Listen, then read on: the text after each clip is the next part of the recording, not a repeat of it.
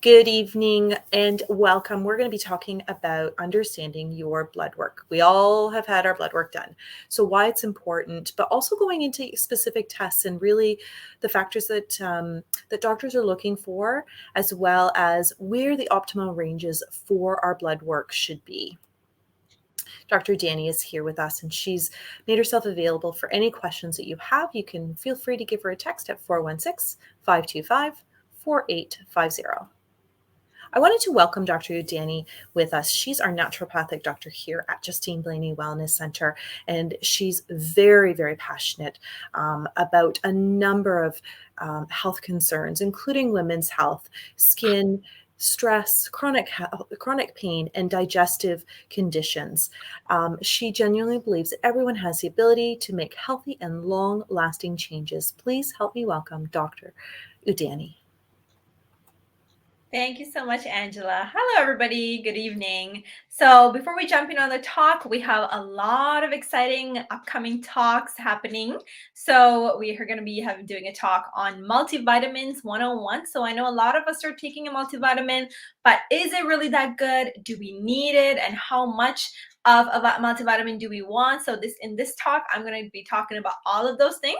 We're going to compare 5 common multivitamins that we can find in the store and see which one is the best or which ones have the most of the good stuff. Okay. And then we're also going to do, Dr. Justine is going to have a talk on optimizing your shoe wear for your health. You know, why wearing proper shoes is important for your posture and overall health. And Dr. Justine is also going to talk about how to kill parasites naturally. You know, this is one of those underlying big issue in a lot of us that we don't even think about, but it's one of those silent disease causers, parasites. And all about zinc deficiency. What are the signs? What can we do to improve zinc deficiency? And we're also going to be talking about Guts and Glory workshops. This is me and Dr. Justine. We're going to talk about how can we change our gut health for the better. So today's talk is going to be a little comprehensive, but it's also very important. And really, I recommend that, you take a really deep look at some of the slides here because there's a lot of good information. So what's the difference between medical and functional blood tests or blood analysis?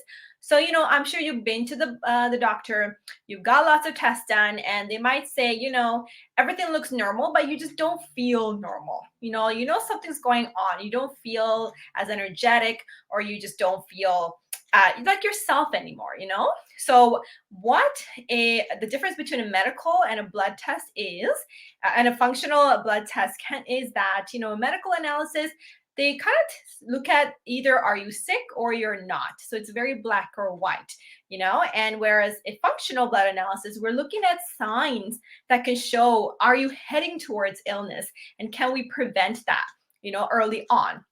So, you know, a lot of the medical lab tests can have really wide ranges of normal. You know, it could be go from like 0.05 to all the way to like 5.0. So that's a big range. And they consider everything in between that to be as normal. Whereas in a functional blood analysis, when we look at that marker and we see your number, we are looking at to see, okay, is it in the optimal range? Because you can be anywhere in between, you know, in the left side or the right side, and that'd be considered normal. But we want to look at, are you in the optimal range? Because that's where we can really figure out, are you heading towards illness or are you staying healthy, you know? And usually your doctor might call you when some of these markers are abnormal, so over the normal range. But what can happen is that when it is kind of over the range, it can often be harder for you to get back into the normal range because kind of we waited until, you know, everything kind of went past optimal. Now it's in a normal range. So it takes a little bit more time and effort and more medications for you to get back into normal range. Whereas in a functional blood test analysis, we look at the optimal range. So if you're off from that, the therapies are easier on your body, less side effects, and a little bit more holistic to get you back into the optimal range. Okay, so we're going to talk about what are these functional lab ranges. So, when you get a lab result back, you'll see under every test or right beside it, you have a number, and then you'll see a range right beside it too, saying this is the normal range for it. So anything below the normal range is considered abnormally low, and anything high is considered abnormally high. But as a naturopathic doctor, even if you're in that normal range, what I'm looking for is, are you in the optimal range of that? So we're looking to see, are you actually like almost at the center of the range?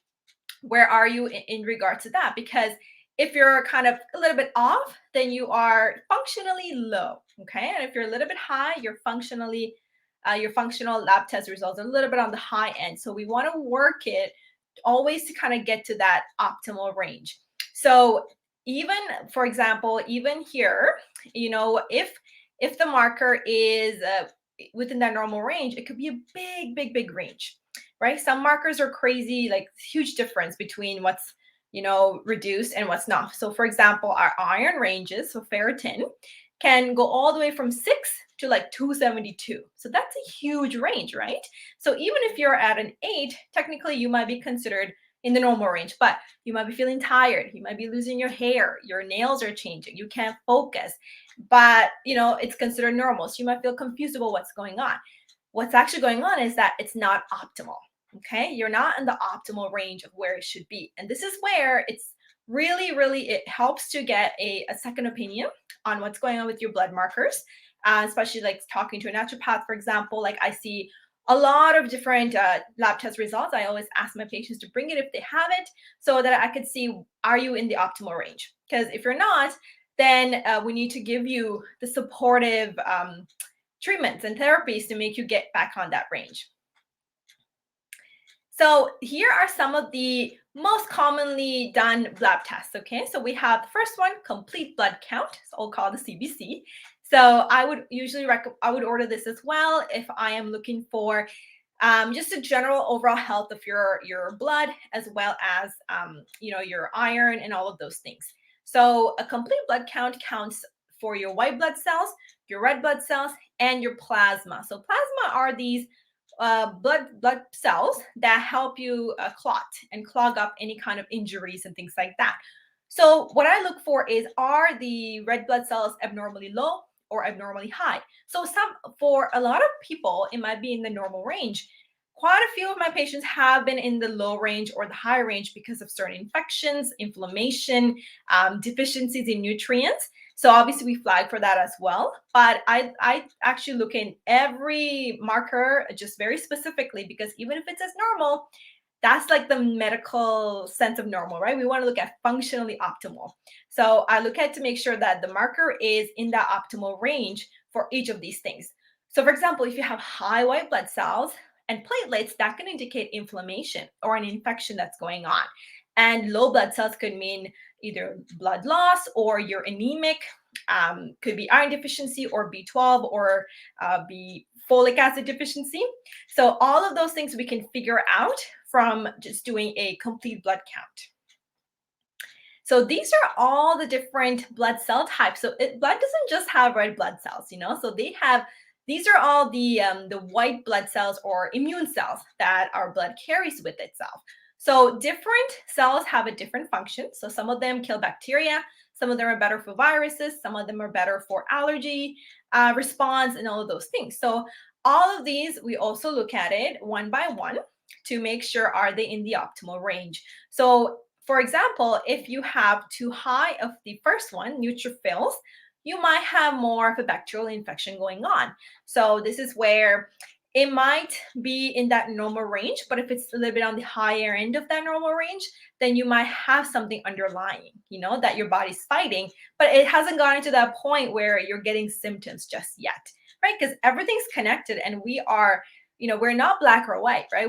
There's shades of gray with us too. So if you're fighting something, sometimes we don't really get the symptoms until 3-4 days down the road, right? So just like that in our bodies, if we see the elevated neutrophils early on, we know, okay, there's something going on, there's an infection happening, and we need to stop it before symptoms start to show up and you feel sick and ill, and things actually go way beyond the normal range to abnormally high.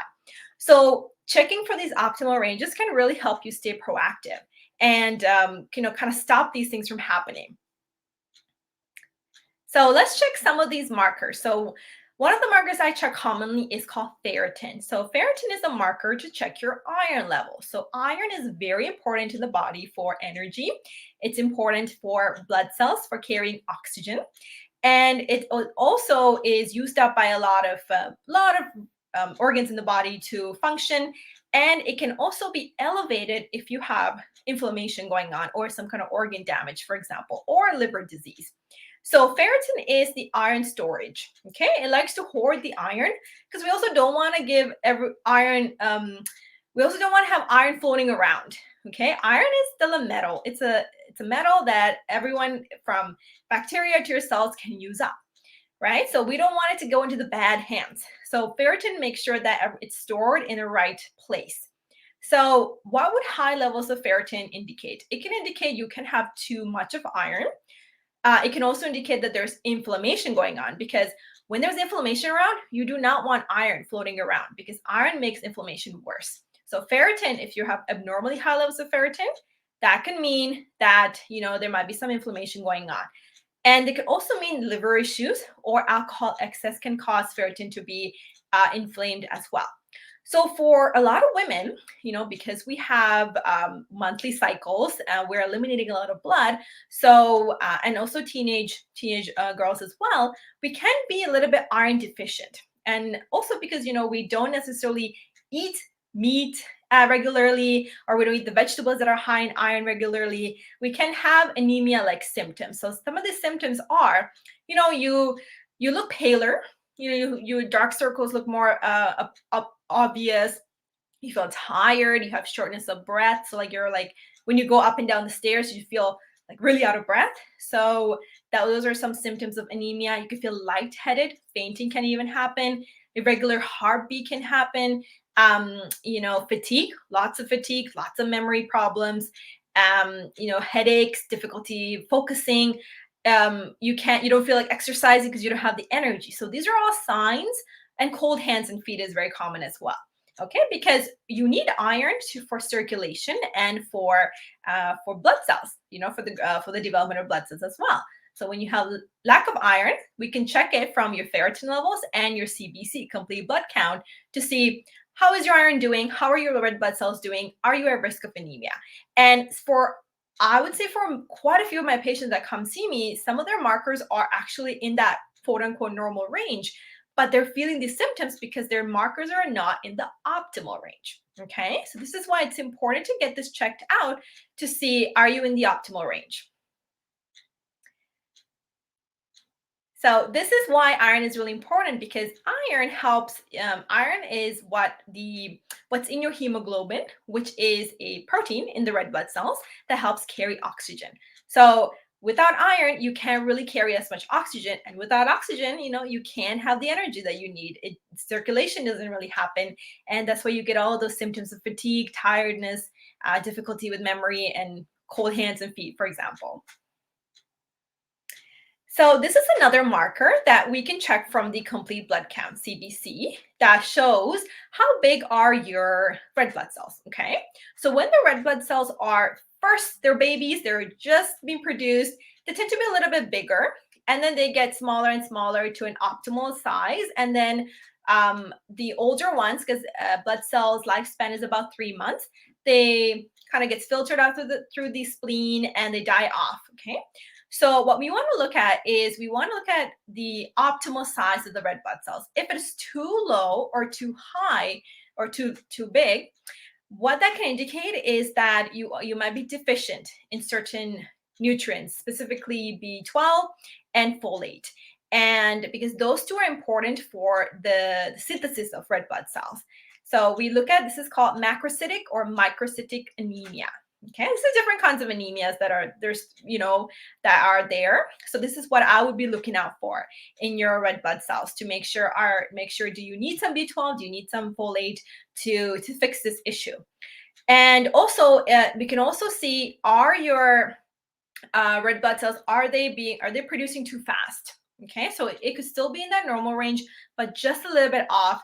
And that could indicate that, there could be some kind of inflammation going on and your red blood cells or anemia going on where your red blood cells need to be produced more.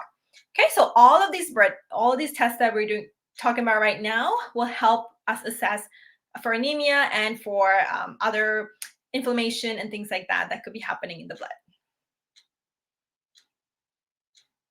So platelets is another type of blood cell, right? It helps with clotting. So whenever you have a cut, you might notice that you might bleed for a little bit, and then 5-10 minutes later the bleeding stops, and you can notice a little bit of scab will form a couple of days later. So that's all the work of the bleeding stopping is the work of platelets, which help with clotting. So obviously, when you think about clots, you might run into like, oh my gosh, blood clots and stroke and heart disease and all of these things. So yes, abnormally high platelets can cause the some of those things, or you're more prone to that. Also, if you're on blood thinners, which a lot of us might be on, you might have reduced number of platelets or the clotting factors that can help the platelets clot. So these are also things to look out for because certain medications will interact with clotting. Homocysteine is a common amino acid in the blood that you get mostly from eating meat. So this is a good marker to check to see your risk of heart issues, heart disease. So elevated homocysteine levels can suggest that you have a higher risk of inflammation and coronary artery disease, because when we think about more inflammation, that's where kind of things start to get a little bit worrying, because wherever there's inflammation, those platelets like to hang around. Okay, so they like to come in and start to clot. And when there's too much of homocysteine, that's also where it kind of adds fuel to the fire. Okay, so an optimal range of homocysteine is written in the slides. And I want to mention all the optimal ranges are written on the slides here. So you can always pause the slide and look at that. But I highly, highly recommend coming in to see a naturopath or another holistic naturopath as well, because we can figure out what's the right optimal range for you. So with high homocysteine, we want to look at your heart and make sure that your heart is doing well. This is a good marker to check your inflammation level. So whenever, let's say, a patient comes in to see me with arthritic pain, so joint pain, they have past history of diabetes or high blood pressure, or their family members have that, they might be a little bit overweight, I would look for this marker, erythrocyte sedimentation rate. So this is a marker to check to see how inflamed are you? How bad is inflammation in your body? And also, if you have rheumatoid arthritis, for example, or lupus, any kind of autoimmune conditions, we would also check this lab marker to make sure what's going on. So this marker really measures the rate of how quickly do the blood cells, when it's in the test tube and it's been processed, how quickly do they actually fall to the bottom. So if you have if you have quite a high sedimentation rate, that means the blood cells are clotting quicker. And why does it clot? There's inflammation going on. Okay, so that's one of the ways to figure out if it's elevated. We know, okay, there's something going on. And even if it's still in the normal range, but it's in the higher end of the normal range, this is where we want to bring it back into the optimal range, because higher end doesn't mean it's gonna, it's not gonna just come back on its own. It's gonna creep closer and closer and closer to being abnormally high. And that's where we would need more intensive medications and surgeries or other therapies to bring it back down. Okay, so this is why we're trying to stop that from happening. We're being proactive here, especially at our clinic. We always want to be proactive and stop it before something more serious needs to be done. So LDH is an enzyme. Okay, this is found in living cells. So I'll tell you a story about one of my patients who had really bad stomach pains, and it just wasn't getting better no matter what we were kind of doing. So we started to order some of these tests, and his LDH levels came back elevated, and same with his liver enzyme levels. So whenever you see an elevation of this enzyme, it definitely means there's inflammation going on. There could also be some tissue damage that could be going on as well. And, so the optimal level for this would be between 140 and 180. Or anything over 180 can indicate inflammation and potential damage for overall the body, or if you're looking at a specific organ, potential damage to that organ as well. So this is a great marker to check for inflammation alongside the ESR that I just mentioned. Now, neutrophil to lymphocyte ratio. So I mentioned about neutrophils a little bit earlier. These are the immune cells that can kill bacteria. It's actually the cells that, if you notice, like in a cut, you see the white stuff, the pus. That's the neutrophils. Lymphocytes, on the other hand, are kind of more equipped to handle bigger bacteria, more complex bacteria and viruses. So if we check the ratio between these two, this is something I do regularly. I want to make sure that these are 1-to-1 ratio. So that means you have 1-to-1 neutrophil for every lymphocyte. If for some reason you have elevated, neutrophils to lymphocytes, for whatever reason, that could indicate inflammation, okay, chronic inflammation, because it takes that's a sign that there could be a bacterial or some other inflammation that could be going on. So I look at the ratio, and I always want to see either a 1 or at most a 2. Okay, so 2 neutrophils to a lymphocyte is the ideal ratio to look into. So a lot of you might be having questions about cholesterol and what is an ideal range for cholesterol, right? Because this is something that a lot of, as we get older, we tend to worry about is blood pressure, your blood sugar, and your cholesterol. So especially when it comes to if you have family members, okay, or family history of heart disease, high blood pressure, cholesterol, this is where you kind of want to be more proactive, okay, because you are kind of a little bit of at an elevated risk because of genetics, but genetics doesn't mean you will end up developing it, okay? Genes only load the gun, the lifestyles is what pulls the trigger. So because of that, just because you have family members that have high cholesterol or high blood pressure doesn't mean that you are destined to have that too. You can reverse it, you can control it with the right diet, right foundation, right exercise. So this is I wanted to show here are the optimal range for the lipid profile. So total cholesterol is basically all the cholesterol in the body, and cholesterol by itself is not bad. All right, it's the inflammation that makes the cholesterol act badly. Okay, it's inflammation that makes the blood clots form. And yes, having higher cholesterol when you're inflamed definitely adds to that that risk of heart disease. But cholesterol by itself, if all the other markers were normal, I am not too worried about. So total cholesterol should be anywhere between 180 to 300. Of course, you want to look at the unit it's in, right? So this is where you can always bring your blood work with you to me whenever we have an appointment so that I can check to see what's going on. And you also want to look at your ratio. So between your good cholesterol to your bad cholesterol. LDL is, we call it the bad cholesterol, and HDL is the happy or the good cholesterol. So you always want to have a 2-to-1 ratio of the LDL to HDL is ideal. So HDL, the happy one, it likes to clean. It cleans the arteries. It cleans up the any clots and things like that. So more HDL you have, the more protected you are. Okay. And you also want to look at your triglycerides to HDL ratio. So triglycerides are kind of the very concentrated fat in the body. Okay, it's more concentrated than cholesterol and can mean inflammation and more fat in the body when we have too much of the triglycerides. So even there, you want to look at a 1-to-1 ratio because you want the good cholesterol to be good and high to offset the LDL and the triglycerides.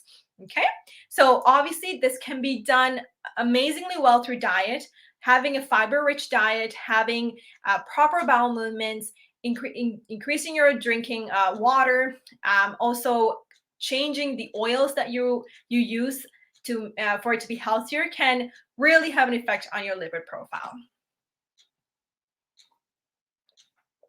Okay, so total blood protein. So we also want to look at, this is a marker to see how is your blood proteins, and this could also indicate how is your kidneys are functioning and what could be going on. So we want to look at a optimal range, which is between 6.9 to 7.4 grams per deciliter, if I'm not mistaken.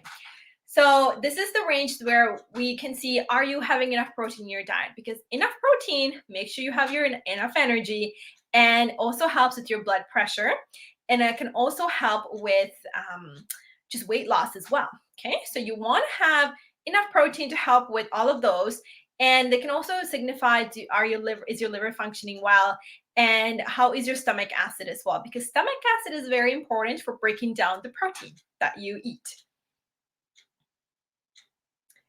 So what is albumin? So you might have seen this marker in your lab test, or your doctor might have ordered this when they're checking for your liver support, liver health, or your kidney health. So this is a protein produced by your liver, and it is very important to maintain your blood osmolarity. So what I mean by that is to make sure that your blood is thick enough. Okay, not too thick, but thick just enough so that water can stay in the blood and help circulate throughout the body. So it helps stabilize the osmotic pressure in the blood. Okay, so that doesn't leak out. So if you have swelling in your lower extremities, so for example, in your legs, you might have something called lymphedema, which is what can happen if you have too low of the proteins and the albumin, and the vessels are too leaky. So the fluid just keeps going down, and this is one of the reasons it can happen is inflammation as well. So we can check this marker to take a look at what's going on inside with your fluid pressure, and also for your kidneys as well. So this is the ratio to measure these proteins. So you want to be optimally between 1.5 to 2.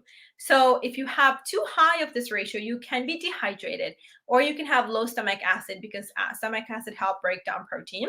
Low can mean you have infections, liver disease, heart failure, or even cancer. So of course, we would do further testing to make rule in or rule out any of these issues.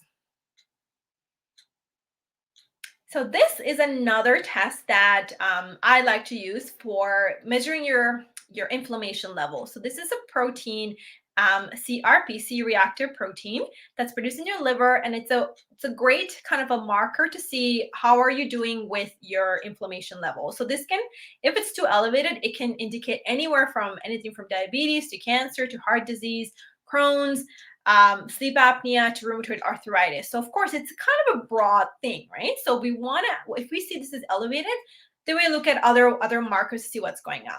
And we don't want it to be elevated beyond the abnormal range. Even if it's optimally, if it's just elevated from the optimal range, we know, okay, something's going on in the body, and we need to figure out what's going on, what's the root cause, so that way we can bring you back into the optimal range. So all of these markers that I mentioned right now they're just kind of like a mark on a report card. Okay, so this is a report card on your health. So we look at all these markers to see how are you doing, and then we give a grade per se on your health. So all of these markers by itself can mean different things. So it's when we take a look at everything together. And this is where, having a naturopath on your team can be really helpful, because we want to look at all of the markers together, connect the dots to see what's really going on. So this is another pathway for blood urea nitrogen pathway. So this is really to kind of give you some information about what is urea. It's a byproduct, that can be eliminated in urine. And if you have too high of this in your blood, you can have a high risk of inflammation. Okay, so kidney or liver problems can be indicated with a blood urea nitrogen, high levels of that. So let's you come in with high cholesterol levels, and you also have previous history of kidney stones or diabetes, then I might want to check how are your kidneys doing? How's your liver doing? So this might be one of those markers I would look to see for your kidney function. So this is an optimal range for another kidney marker called creatinine. So creatinine is a kind of think like a byproduct of breaking down muscle and protein. So optimally, you want it between, for women, 0.65 to 0.9, or men, 0.85 to 1.1. So So reasons for high levels could be you're dehydrated, you have too much exercise right before you're working out, you took the blood, can also increase these levels in the blood, right? Because you're working out the muscles, you're breaking down some of those muscles, you're releasing this into the blood. You can have some issues with either the uterus or prostate or in kidney problems, can be one of those things too. And reasons for too low is that you just haven't been eating enough protein. Okay, your muscle mass is too low, so you're not really breaking. Your body's like not breaking down enough of the creatinine, and very rarely can also indicate liver problems. But of course, as I said before, we would check all the other markers to figure out what is going on exactly. Blood calcium levels can also be very important, especially if you're at high risk for heart disease or you have low vitamin D status. Okay, so calcium, you don't want too much of calcium, but you also don't want too little because calcium is really important for function of the heart, for also for muscle function as well. So reasons for high levels can be you had too much of vitamin D or been in the sun for too long. You might also have overactive parathyroid glands, which is over in right by the thyroid glands. Excuse me. And also some low levels could be pregnancy, because when you're creating a baby, all your calcium will go for their bone development. Low vitamin D status, which is hugely common. So many people are deficient in vitamin D. Even if you're in that normal range, even the range for vitamin D can be huge as well. It's anywhere between 75 to 250, so that's a big range for you to be in. So ideally, the optimal range is anywhere between 100 to 150. So even if you're in the low end, you might still be feeling these symptoms of low vitamin D. So, and also, of course, low levels of calcium can also indicate fractures, right? Osteoporosis, arthritic changes can also come from that too. So it's another marker to check, especially if you are feeling joint pain or you're wondering about your vitamin D status. Now, this is, of course, a test that I frequently order because if a patient comes in to see me with any kind of fatigue and their cravings of sugar, and they feel they have like a food coma right after they eat a big meal, like they feel like they need to lay down, they have past family history of people family history of diabetes, for example, I would check your blood sugar as well. And this is actually a routine test that you should get checked every year, at least once a year, if for optimally, because rates of diabetes is rising, because of our diet, very, very high processed. A lot of us are exposed to that high processed, high sugar diet, and that just does not help our blood sugar. Okay.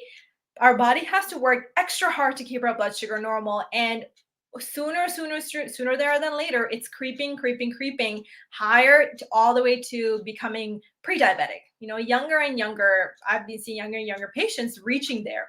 So optimal range for your blood sugar really should be between like 5 to 5.3, so that we prevent you from even getting to that at-risk range. So this is a fasting insulin test. So this is another test to figure out how is your blood sugar, because even if, let's say, your blood sugar range is in the normal range, this is a more of a deeper test we would do, because if you're still feeling those symptoms, that could be because of a hidden insulin resistance. So fasting insulin helps us figure out, is your insulin really elevated in the background, trying to keep your blood sugar down, okay? Because high insulin can lead to a host of other issues, including PCOS, infertility, excess hair growth. It can even be pro-cancerous. So we want to check to see how is your fasting insulin levels. If you're still experiencing, fatigue, especially after eating lots of meals, you have weight gain, you don't really know why, you have darkened skin patches of darkened skin can also be a sign of fasting insulin being elevated as well. So this is a great test to check to see, and when doing it when you're fasted, is more accurate than doing it in a random time of the day. Liver enzymes is another routine test we can check to see how your liver is doing.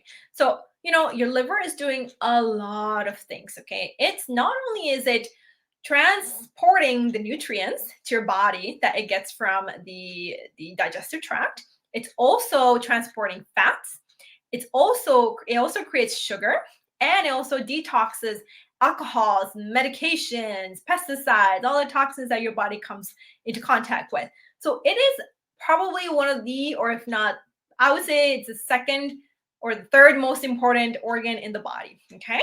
And the good thing is the liver has a huge capacity to regenerate. Once we give the right TLC, tender loving care to the liver, it can really regenerate. But if we see any of these markers elevated in the liver, that could mean that you might have a fatty liver, or you might have liver damage. You might have infection going on, because we should really not be seeing any liver enzymes, any elevated liver enzymes in the blood. Okay, because too high means that there's been some trauma to the liver, and now these enzymes have escaped the liver and gone into the blood, and we do not want to see that, for example. So this is a routine blood test that that can be done to make sure how is your liver function going on, how is it doing. You can also add a gallbladder test as well to make sure how is your gallbladder doing as well. Carbon dioxide levels is another test to do. This is especially if you're a smoker, or you have known lung problems like emphysema, wheezing and rales, or you have a big coughing, chronic cough, and this level can indicate what's going on. Okay, so if you're in the kind of a high clinical range, this could really mean that your lungs might not be functioning optimally.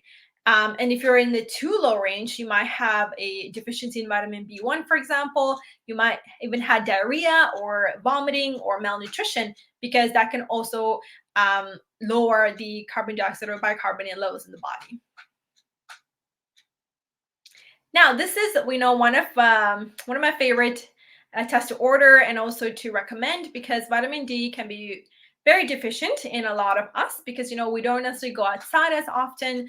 Now, the summertime, hopefully you are going outside, enjoying this lovely weather, because that's such a one of the best ways our bodies produce vitamin D is through the sun. So, we want to have the optimal range. So, of course, here the markers are a little bit different than what I would order through a test in Canada. So that's why it looks like 50 to 70. But ideally, you do want it to be optimally looking for anywhere between 100 to 150 for an optimal range. But, if you are within that normal range, just look at it as well to see if you're in the optimal range, because you might still need some supplementation.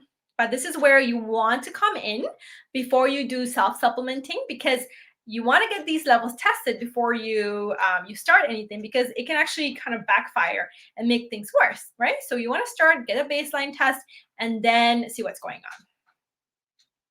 So, of course, those are just the basic blood tests, right? There's a whole plethora of other comprehensive analysis that we could do and that I can order as a naturopath. So some of the ones that I like to order is comprehensive stool testing, also comprehensive hormonal testing, nutrient panels, checking to see are you deficient in multiple different nutrients.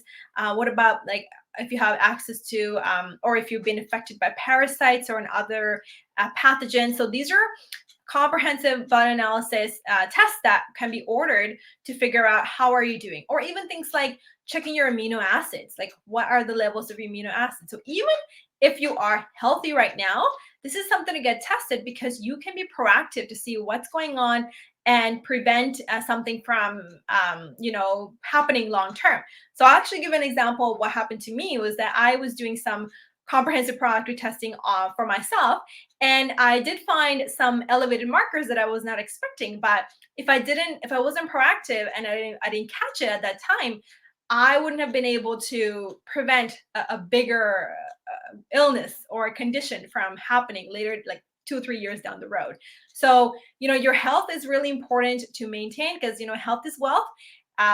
You only really start to evaluate when it starts to go down, but we need to change our mindset and really start to evaluate when we have good health and keep it going that way.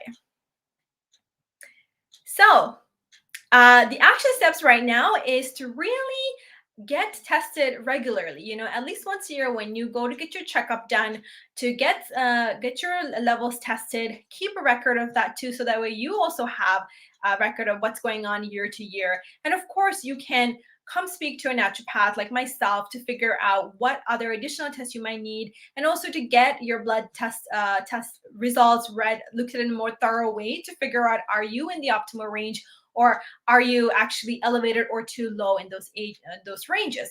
So this is where you really want to stay a little bit proactive and get tested, get those baselines, and get retested after. So that way we know that you are in the optimal range and you're being preventative, and you're boosting your health in the best way possible.